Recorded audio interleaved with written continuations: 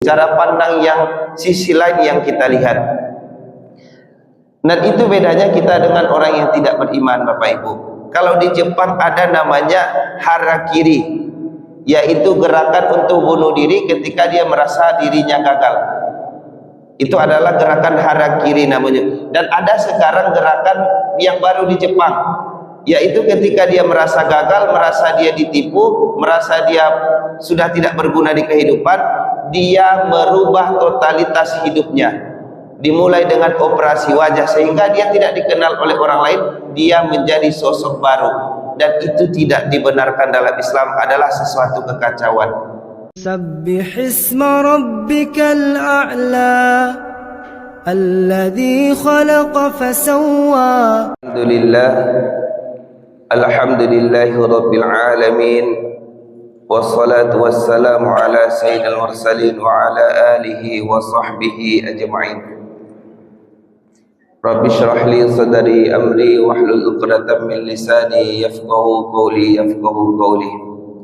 Alhamdulillah, kita bersyukur kepada Allah pagi hari ini dengan keberkahan dan juga limpahan karunia yang Allah berikan kepada kita.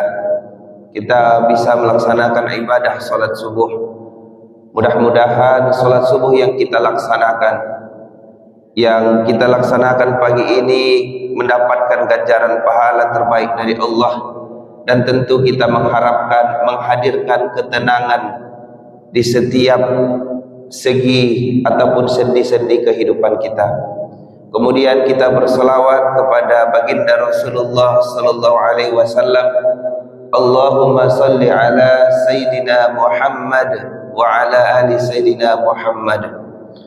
Bapak Ibu yang kami muliakan, pada kesempatan ini kami ingin membahas, mengkaji, yaitu sisi lain daripada kehidupan. Apa yang dimaksud dengan sisi lain kehidupan? Adalah tentunya kehidupan yang Allah berikan kepada kita dengan cara berpikir yang berbeda-beda, kemudian dengan cara pandang yang berbeda, tentu akan melahirkan sikap yang berbeda. Maka apa yang harus kita lakukan untuk menyikapi perihal yang ada dalam kehidupan ini? Semisal seperti ini, Bapak Ibu. Pada umumnya orang akan mengatakan ketika seseorang memukul kepala kita, maka kita harus memukulnya kembali. Itu adalah cara pandang secara umum. Tetapi yang akan kita bahas pada kali ini adalah sisi lain. Kita mencoba melihat dari cara pandang yang lain sehingga menimbulkan pemaknaan yang berbeda. Bapak Ibu yang kami muliakan, kami awali pengajian kita ini dengan surah Al-Fussilat ayat 34. A'udzu billahi minasyaitonir rajim. Bismillahirrahmanirrahim. Wala tastawil hasanatu walas sayyi'ah. Idfa' billati hiya ahsanu fa idzal ladzi bainaka wa bainahu adawatun ka'annahu waliyyun hamim. Dan tidaklah sama kebaikan dengan kejahatan. Tolaklah kejahatan itu dengan cara yang lebih baik, sehingga orang yang ada rasa permusuhan antara kamu dan dia akan seperti teman yang setia. Nah, ini yang coba kita lihat dari sisi pandang yang lain. Artinya Islam atau Al-Quran melihat dengan cara pandang yang lain. Di sini disampaikan Bapak Ibu bahwa tidaklah sama kebaikan dengan kejahatan. Artinya ada perbedaan yang sangat signifikan. Dan di sini disebutkan tolaklah kejahatan itu dengan cara yang lebih baik. Jadi kalau ada orang yang ingin berbuat jahat kepada kita atau telah berbuat jahat kepada kita, maka Al-Quran memerintahkan berbuat lebih baik. Nah, ini kan sangat membingungkan Bapak Ibu. Dan seharusnya Al-Quran dan seharusnya balaslah lebih daripada itu. Tetapi tidak seperti itu Islam memandang suatu hal terkait dengan kejahatan dan kebaikan. Dan ini sudah dicontohkan oleh sahabat Rasulullah sallallahu alaihi wasallam dengan Rasulullah, yaitu ketika Umar bin Khattab sangat membenci kedatangan Rasulullah sallallahu alaihi wasallam. Maka suatu ketika adik daripada Umar bin Khattab sudah mulai menerima Islam dalam dirinya. Dia membaca Al-Quran, potongan-potongan ayat Al-Quran di rumahnya, yang ketika itu adiknya tersebut membaca surah Toha. Maka ketika Umar pulang ke rumahnya, maka dia mendengar lantunan ayat suci Al-Quran tersebut. Dan yang terjadi adalah Umar emosi luar biasa, karena mendengar adiknya ini sudah mulai berpaling dari ajaran agama yang dibawa oleh nenek moyang mereka. Maka dengan kemarahan emosional yang luar biasa, Umar bin Khattab pergi berjalan menemui Rasulullah sallallahu alaihi wasallam. Nah, Bapak Ibu, berarti Umar membawa keburukan, membawa emosi, membawa kejahatan. Maka Rasulullah sallallahu alaihi wasallam ketika menyambut Umar, apakah para sahabat sudah mengingatkan, Umar itu emosi, Umar itu ingin melukai Rasulullah, Umar itu ingin mencelakai engkau wahai Rasulullah. Tetapi Rasulullah melihat dengan cara pandang yang lain. Silakan suruh dia masuk. Maka ketika Umar bin Khattab tadi dengan emosinya bertemu dengan Rasulullah, ternyata dengan cara yang baik, dengan cara Rasulullah yang luar biasa, tidak membalas dengan kejahatan kembali, tetapi menunjukkan sesuatu yang lebih baik. Diajak berbicara, diajak apa yang ingin disampaikan oleh Umar, silahkan sampaikan. Dan pada saat itu Umar bin Khattab itu masuk ke dalam Islam. Umar bin Khattab menerima Islam pada saat itu, dan terkenal beliau adalah Al-Faruq atau pembeda. Beliau terkenal dengan keluar biasaannya membela agama Islam setelah itu. Maka Bapak Ibu, ini adalah cara pandang yang ditunjukkan oleh Al-Quran kepada kita dan dipraktikkan oleh Rasulullah SAW. Kemudian Bapak Ibu, bagaimana cara penerapannya dalam kehidupan kita? Ada beberapa yang kami bagikan, artinya mungkin banyak cara penerapannya, tapi ada 3 poin yang ingin kami tekankan. Yang pertama, ketika kita dihina, ya Bapak Ibu, kan kita nan hidup ko Bapak Ibu la adonan 50 tahun 60 tahun, pasti ada sedikit banyaknya kita dihina oleh orang lain. Nah, bagaimana cara menyikapinya dari cara pandang yang lain? Yang pertama, orang yang menghina itu belum tentu lebih baik daripada kita. Maka cara kita meresponnya adalah dengan tidak menghina kembali orang tersebut. Maka itu Islam, kan Bapak Ibu, seharusnya orang menghina kita, dengan kita manusia yang penuh kekurangan, tentu orang lain punya kekurangan juga. Nah, tentu kita akan bisa juga menghinanya, ada peluang untuk menghina, tetapi Islam tidak mengajarkan hal tersebut. Tentu kita, ketika dia menghina, seseorang menghina kita, maka kita tidak perlu menggubrisnya, tidak perlu menghiraukannya.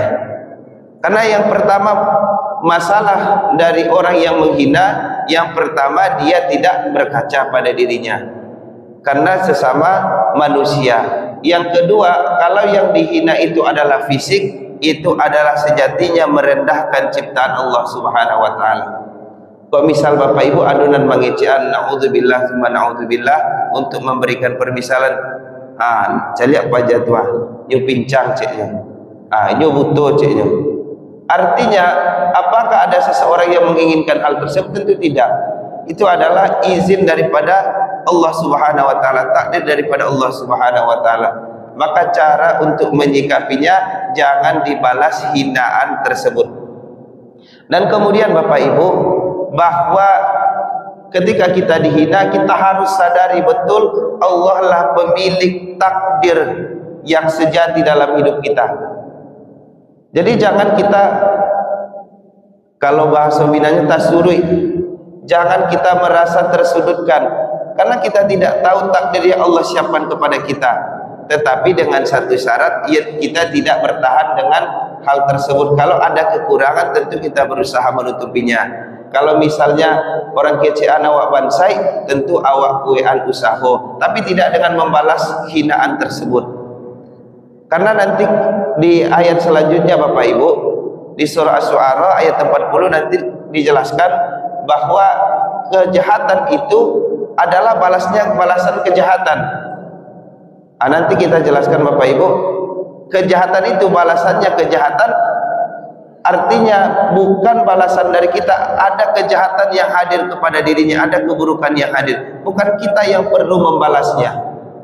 Nah Bapak Ibu, yang kedua adalah ketika kita ditipu.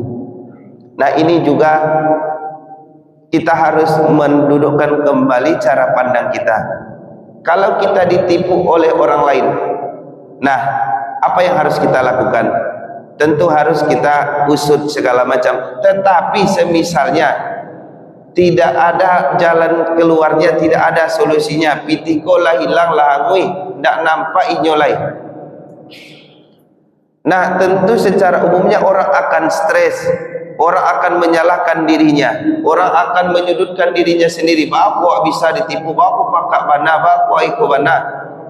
Tetapi Bapak Ibu, cara pandang yang kita lihat dari Islam adalah ketika orang lain menipu kita dan kita sudah berusaha untuk mengembalikan sesuatu yang diambil itu, tetapi tidak bisa kita usahakan, maka kembalikan itu kepada Allah. Tidak usah kita berenung hati, tidak usah kita membudui, tidak melanjutkan kehidupan. Bahkan na'udzubillah summa na'udzubillah, kita melakukan bunuh diri. Itu adalah sesuatu hal yang sangat bodoh. Kenapa Bapak Ibu? Ada rahasia Allah di balik itu. Amu acok mencaliak mendanga di umuan masih mudoko Bapak Ibu, Mas alun sampai 30 tahun, tapi ambo suku bana bacari tujuh orang. Pak aku apa sukses tak kayak Pak? Pasti adon ambo dulu Ustaz ditipu di orang tak kayak iyo sabar dapat dia waktu itu. Tetapi setelah itu ada taruh jalan-jalan yang Allah berikan supaya lebih dari yang ditipu itu kembali. Maka ini adalah cara pandang kita sebagai muslim, cara pandang yang sisi lain yang kita lihat. Dan itu bedanya kita dengan orang yang tidak beriman Bapak Ibu. Kalau di Jepang ada namanya harakiri, yaitu gerakan untuk bunuh diri ketika dia merasa dirinya gagal. Itu adalah gerakan harakiri namanya. Dan ada sekarang gerakan yang baru di Jepang, yaitu ketika dia merasa gagal, merasa dia ditipu, merasa dia sudah tidak berguna di kehidupan, dia merubah totalitas hidupnya. Dimulai dengan operasi wajah sehingga dia tidak dikenal oleh orang lain, dia menjadi sosok baru. Dan itu tidak dibenarkan dalam Islam, adalah sesuatu kekacauan. Nah, di dalam Islam kalau kita sudah berikhtiar, kita berusaha ketika ditipu orang tadi, maka kita yakinkan kepada diri kita Allah akan memberikan sesuatu yang lebih baik daripada itu. Kemudian Bapak Ibu yang kami muliakan, ini juga yang ketiga adalah dijauhi. Ketika kita dijauhi oleh orang lain, tentu Bapak Ibu ketika kita bermasyarakat, ada yang dekat, ada yang jauh.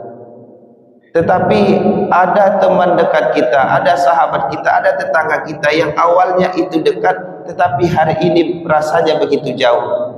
Bahkan basapu jarang kini.